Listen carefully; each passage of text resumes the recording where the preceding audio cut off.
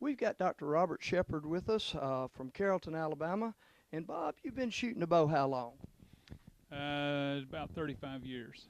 And you've taught in the Westervelt Bow School, the White Oak Bow School, White Oak Lodge Bow School, and the Bent Creek Lodge Bow School. How many bow schools you think you've taught? Well, we've done them sequentially every year since 1979. I see. All right, Bob, one of the first things that after a person learns how to shoot the bow that they need to know is where to put their tree stands. It doesn't matter, how well you shoot the bow. If you don't have a target to shoot at, you're not going to take many deer. So how do you decide where you're going to put your tree stand, Bob?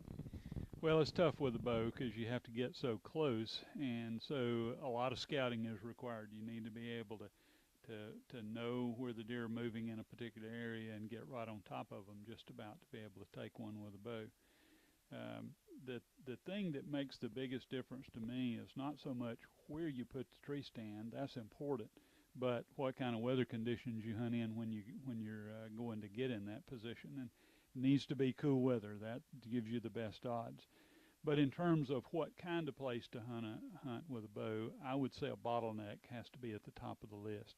I don't tend to hunt over food because food is the last place that the deer go to during the daytime hours.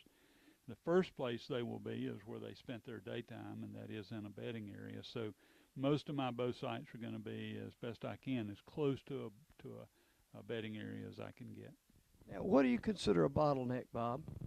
Well, I'd say the most classic form would be a place where two areas of water come close to each other. So if you had the tip end of two sloughs that came close to each other, or if you had a creek that came close to the edge of a lake, the area of strip of land between those two would be what I would consider a bottleneck.